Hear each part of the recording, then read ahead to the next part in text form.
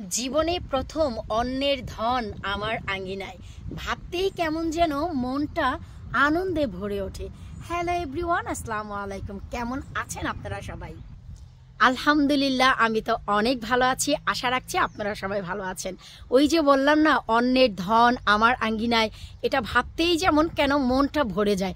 Please ভিডিওটি শুরু থেকে শেষ পর্যন্ত দেখবেন। এতে করে আমার কাছে মনে হবে যে আমাকে না, অন্যকেও আপনারা কিছুটা রেসপেক্ট করেছেন। আমি আমার ঘরের কন্যাদের অন্যের ঘরে পাঠাই আঙ্গিনায় ফুলে ফলে ভরে তোলার জন্য। তো আমার গাছপালা যখন অন্যের ঘরে যায়, সেটা আমার কাছে অনেক ভালো লাগে। তাছাড়া আমার লাভলি ভিউয়ার্সরা গত টানা কয়েকটি বছর যাবৎ শুরু থেকে শেষ পর্যন্ত আমার সাথে আছেন, রেগুলার আমার চ্যানেলে ভিডিও দেখছেন, আমার সাথে সম্পৃক্ত আছেন।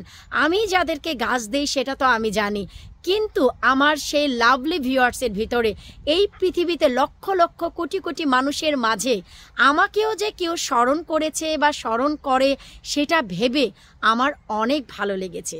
সেটা কেন জানেন? এই যে গাছটি দেখতে পেলেন, চলেন আগে এইটার হিস্টোরি আপনাদের সাথে একটু বলে নিই। এই যে গাছটি দেখতে পাচ্ছেন, এই গাছটির নাম হচ্ছে চৌচো বা চয়তা, অনেকে অনেক নামেই বলে, চৈতা বলে, চোচো বলে, অথবা এটাকে থাই পেঁপেও বলা হয়। এটা চোচো নামেই পরিচিত, চাইনিজরা একে চোচো বলে থাকে। আমি ভিডিওর নিচে অবশ্যই ছবি দিয়ে দিব, আপনারা বুঝতে পারবেন।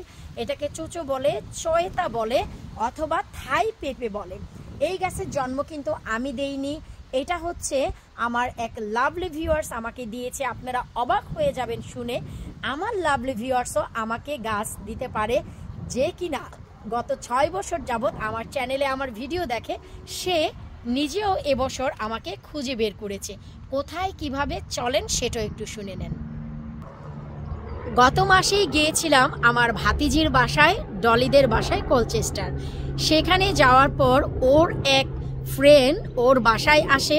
সেখানে আসার পর আমি যখন আমার আমেনা আমাকে ডাকছিলাম আমেনা আমেনা করে, সেই যিনি এসেছেন আমার ভাতিজি, যাকে বলে ডলি, ওর ফ্রেন্ড যে এসেছে তার নাম হচ্ছে রুমি।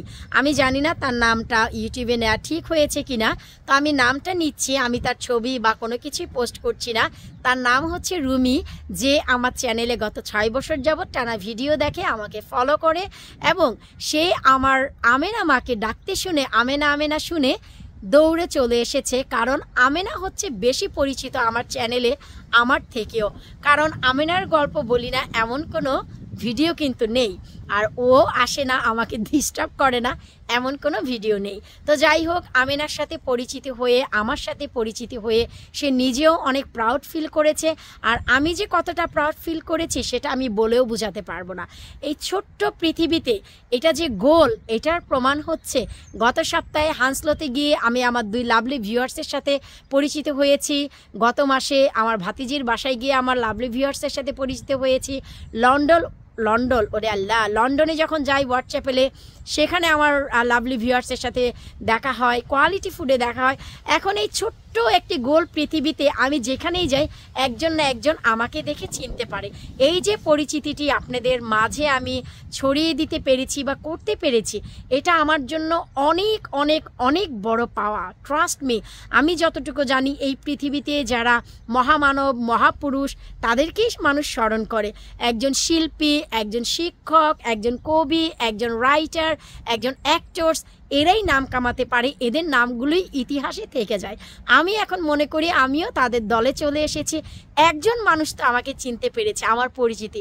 আমি কোনো অ্যাক্টরস না, কোনো নায়ক না, কোনো নায়িকা না, কোনো গায়িকা না, কোনো লেখিকা না, তারপরেও আমি বলবো একজন মানুষের কাছেও যে আমি স্থান পেয়েছি, আমার কাছে অনেক। আর আমি তো আমাদের বাংলাদেশে বরিশালে এক আন্টি আছে যে রেগুলার আমাকে, আমার আমেনাকে, আমার আমানকে দাদা ভাই, দাদা বোন, দিদি ভাই, ওদেরকে ভাইয়া এবং বোন বলে, দাদির মতনই সম্বোধন করে। ওদেরকে এত এত এত এত দোয়া দেয় বাংলাদেশের সেই প্রান্ত থেকে। আমার কাছে তো এইগুলি মনে হয় আউট অফ দিস ওয়ার্ল্ড। এগুলি মনে হয় একেবারে, আমি আপনাদের কিভাবে বুঝাবো, আপমোস্ট প্রায়োরিটিতে আমি রাখি। আমার জীবনে এই জিনিসগুলো এতটাই মূল্যবান। তো সেই যে আমার ভাতিজির বাসায় যাওয়ার পর রুমির সাথে পরিচিত, সেই রুমি আমাকে এই জিনিসটি গিফট করেছে। তাই এই পুরো কৃতিত্বই হচ্ছে রুমির। রুমি আমাকে এই গাছটি দিয়েছে, চৈতা বা চোচো বা থাই পেঁপে যেটাই বলি না কেন, ও আমাকে এই গাছটি দিয়েছে হচ্ছে এতটুকু ছিল, ঠিক এতটুকু অবস্থায় ও আমাকে দিয়েছে। এই শাখা প্রশাখাগুলো পরে বের হয়েছে, এই যে এই শাখা প্রশাখাগুলো পরে বের হয়েছে, এই যে দেখেন, এই যে তো ও দিয়েছে। তারপর এই মাচাতে কিন্তু আমি গত বছর এখানে সিম করেছিলাম একটি পটে, তো এবছর হচ্ছে আমি এই মাচাটি দিয়েছিলাম সিম করার জন্য। তো ও আমাকে বলেছে যে এইটা অনেক লতালা হয়, তাই আমি এই জায়গায় পার্মানেন্টভাবে দিয়ে দিলাম, এটা নাকি কোনোদিনও মরবে না, প্রতি বছরই হবে, তাই চিন্তা করলাম পার্মানেন্টভাবে আমি এই জায়গাটিতেই দিয়ে দিই। আলহামদুলিল্লাহ এই গাছের কৃতিত্ব হচ্ছে ওর। তো এখন আপনাদের সবার কাছে রিকোয়েস্ট, যেহেতু আমার জন্য এই বছর প্রথম লাইফে এই থাই পেঁপের চাষ বা চৈতা বা চোচোর চাষ, তো আপনারা আমাকে টিপস এবং ট্রিক্স দিবেন যে কিভাবে এই গাছের যত্ন করা যায়।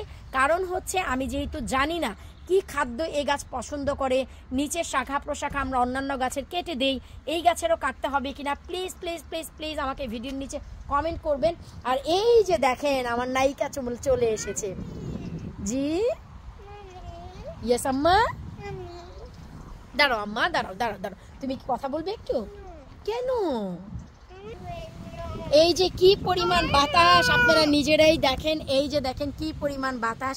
এরই ভিতরে আজকে হচ্ছে আমি এই যে দেখেন, যেহেতু এখানে আমি চৈতা গাছটি দিয়েছি, কুমড়া গাছ দিয়েছি, সম্পূর্ণ আগাছাটি ক্লিন করেছি, প্লাম গাছের অনেক গ্রুমিং করেছি, ট্রিমিং করেছি। আলহামদুলিল্লাহ আল্লাহর অশেষ মেহেরবানি, এই যে দেখেন অশেষ অশেষ অশেষ মেহেরবানি, এবছর এত প্লাম এসেছে। এই যে দেখেন ঝাঁকে ঝাঁকে কিন্তু প্লাম এসেছে, এই যে দেখেন ঝাঁকে ঝাঁকে। তা আমি বলবো এগুলো আল্লাহ পাকের অশেষ মেহেরবানি। তো এই যে আপনারা দেখতে পাচ্ছেন এই আগাছাগুলো পরিষ্কার করেছি এই বাতাসে। তারপর আমার আমেনা বুড়ি আমাকে হেল্প করেছে এই সবগুলো এই প্লাস্টিকে দেওয়ার জন্য, আপনারা নিজেরাও জানেন। তো যাই হোক, আপনাদের যা বলছিলাম প্লিজ আমাকে বলবেন যে নিচের যে শাখা প্রশাখা হয় এগুলো কেটে দিতে হয় কিনা, আমি যেহেতু জানি না তাই আপনাদের কাছে আমি জানতে চাচ্ছি, প্লিজ এই প্রশ্নের উত্তরটি দিবেন। আমি আপনাদের সবার প্রশ্নের উত্তর দিই, আমার এই প্রশ্নের উত্তরটি আপনারা সবাই মিলে দিবেন। আপনাদের উত্তরের অপেক্ষায় থাকবো, আর দোয়া করবেন যেন এই থাই পেঁপে আমার গাছে হয়। শুনেছি একটি গাছে নাকি অনেক হয়, তো চিন্তা করলাম আমার লাভলি ভিউয়ার্স আমাকে দিয়েছে, তো আমি এই সম্পদের মতনই রাখবো। আমার আঙ্গিনার গাছ সবার আঙ্গিনায় গিয়ে অনেক ফলন দিয়েছে। গত 2024-এ আমাকে ছবি তুলে তুলে পার্সোনাল সবাই পাঠিয়েছে, আমি খুব হ্যাপি হয়েছি। তো আমিও চাইবো রুমির দেয়া এই গাছটিতে যেন আমি ফলন আনতে পারি। তো এই গাছটি কি খাদ্য পছন্দ করে, কি যত্ন পছন্দ করে, প্লিজ আমাকে একটু জানাবেন। বিদায় নিচ্ছে আজকের মতন, আল্লাহ হাফিজ।